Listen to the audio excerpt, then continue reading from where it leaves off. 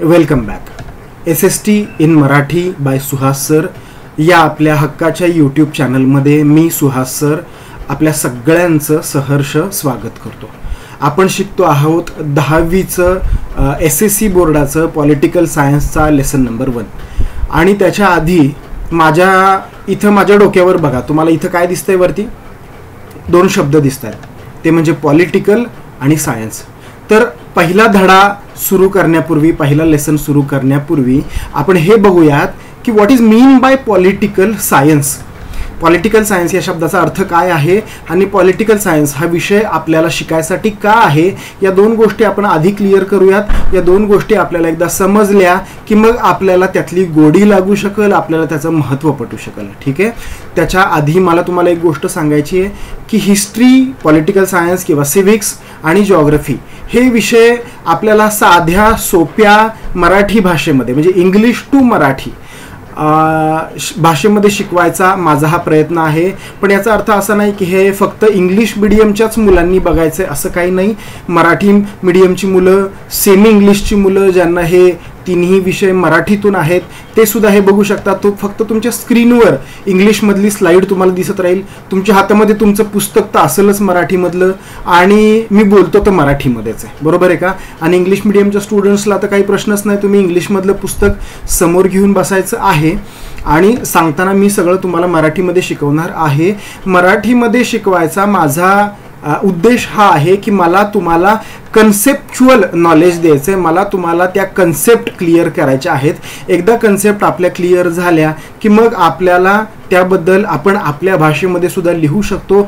जसं तुम्हाला तुमच्या घराबद्दल 2 पानी निबंध लिहायला लावला तर तुम्ही आरामात लिहू शकता, बरोबर आहे का? की तुमचं घर कुठं आहे, कसं आहे, तुमचं हॉल, किचन, बेडरूम, गॅलरी ह्याबद्दल तुम्ही लिहू शकता. मग मला एक गोष्ट सांगा की हे सगळं तुम्ही पाठ करावं लागतं का रे? की माझं घर इथं आहे, माझा हॉल इथं आहे, माझं बेडरूम इथं आहे, हे सगळं तुम्हाला पाठ करावं लागतं का बाळांनो? नाही, हे तुम्ही तुमच्या मनानं लिहू शकता. का बरं? कारण की तुम्हाला हे सगळं समजलेलं आहे. मग ज्यावेळी तुम्हाला गोष्टी समजतील, मग ते सायन्स असो, मॅथ्स असो, हिस्ट्री, जिओग्राफी, पॉलिटिकल सायन्स किंवा सिव्हिक्स असो, तुम्हाला जर ती गोष्ट समजली तर तुम्ही आरामामध्ये लिहू शकता. म्हणून मी तुम्हाला साध्या सोप्या आणि मराठी भाषेमध्ये हे सगळं समजवायचा प्रयत्न करत आहे. ठीक आहे. हे तुम्हाला आवडतंय का हे मला मात्र तुम्ही कमेंटमध्ये कळवायचं आहे. ठीक आहे. बरं, तुमच्यासमोर 2 शब्द आहे, पॉलिटिकल आणि सायन्स. सगळ्यात पहिला शब्द आहे पॉलिटिकल. पॉलिटिकल या शब्दाचा शब्दशः अर्थ काय? पॉलिटिकल म्हणजे राजकीय, राजकारणाशी रिलेटेड पॉलिटिकल. आणि सायन्स म्हणजे काय? सायन्स म्हणजे शास्त्र. विज्ञान पण होतं ते सायन्स वेगळं, शास्त्र हा अर्थ इथं अभिप्रेत आहे. राजकीय शास्त्र किंवा मग आपण त्याला साध्या भाषेमध्ये म्हणूयात राज्यशास्त्र. ठीक आहे.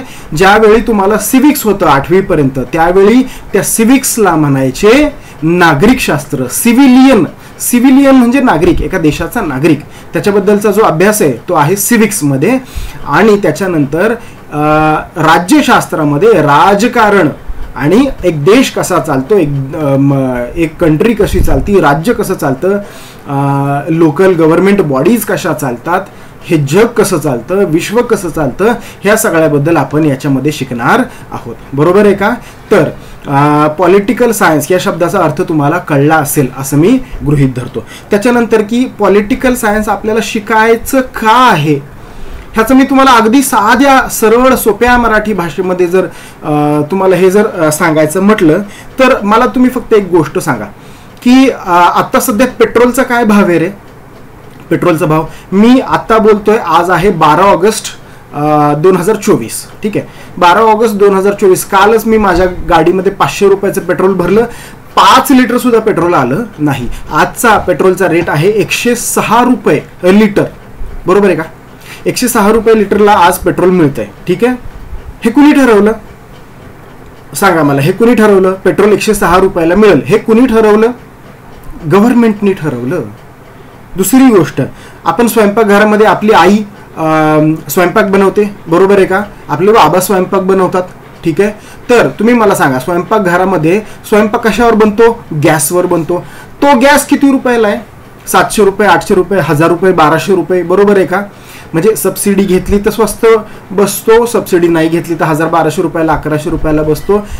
मला इथं सांगायचा मुद्दा हा आहे की हा गॅस समजा उदाहरणार्थ 1000 रुपयाला मिळतोय. हे कुणी ठरवलं की गॅस 1000 रुपयाला मिळेल? गव्हर्नमेंटने ठरवलं. पेट्रोल किती रुपयाला मिळेल कुणी ठरवलं? गव्हर्नमेंटने ठरवलं. बघा बरं का, आपली तुमच्या आमच्या आयुष्यातली गोष्ट हे गव्हर्नमेंट ठरवतंय, बरोबर आहे का?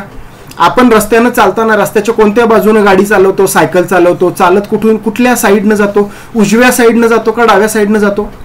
डाव्या साईडनं जातो, बरोबर आहे का? हे कुणी ठरवलं? डाव्या साईडनं जायचं हे कुणी ठरवलं? हे गव्हर्नमेंटने ठरवलं. बघा बरं का, माझा मुद्दा तुम्हाला समजतोय का? लक्षात घ्या. बरं, त्याच्यानंतर आता तुम्ही 10वी मध्ये आहात, बरोबर आहे का? 10वी तुम्हाला शिकलीच पाहिजे, शिकावीच लागेल, हे कंपल्सरी केलेलं आहे. हे कोणी ठरवलं? हे गव्हर्नमेंटनं ठरवलं.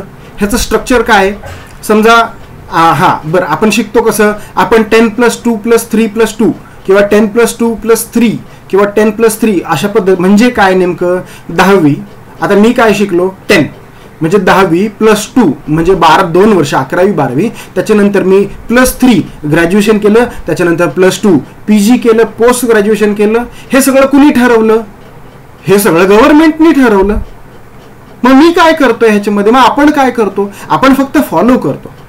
जर माझ्या गाडीतलं पेट्रोल, जर माझ्या स्वयंपाकघरातला गॅस जर गव्हर्नमेंट ठरवणार असेल, बरोबर, मी रस्त्याच्या कुठल्या बाजूने जायचं, मी काय शिकायचं, हे जर गव्हर्नमेंट ठरवणार असेल, फार तर गव्हर्नमेंट 2-3 ऑप्शन देणार असेल, त्यातनंच मला चूज करायचं असेल, तर याचा अर्थ सगळं काही गव्हर्नमेंट करतंय. आपल्या घरामध्ये डाळ किती रुपयाला मिळणार आहे हे सुद्धा जर गव्हर्नमेंट ठरवत असेल, तर त्याच्याबद्दल अभ्यास करणं किती गरजेचं आहे, त्याच्याबद्दल जाणून घेणं किती गरजेचं आहे, ही सगळी सिस्टीम कशी रन होतीये हे सगळं आपल्याला समजणं किती गरजेचं आहे.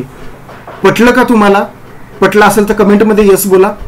पटलं असेल तर याच्याबद्दल तुमचं मत मला कमेंटमध्ये सांगा. बघा, मी तुमच्याशी बोलतोय या व्हिडिओच्या माध्यमातून. तुम्ही माझ्याशी कोणत्या माध्यमातून बोलणार आहे? What is the source? Comments. ठीक आहे, तर चला कमेंट्समध्ये सांगा. आणि आता तुम्हाला पटतंय का की आपल्याला पॉलिटिकल सायन्सचा अभ्यास करणं का महत्वाचं आहे आणि आपल्याला हे सगळं समजून घेणं का महत्वाचं आहे? पटतंय का तुम्हाला हे? चला, पटलं तर पटकन यस म्हणा, तुमच्या कमेंट्समध्ये कळवा.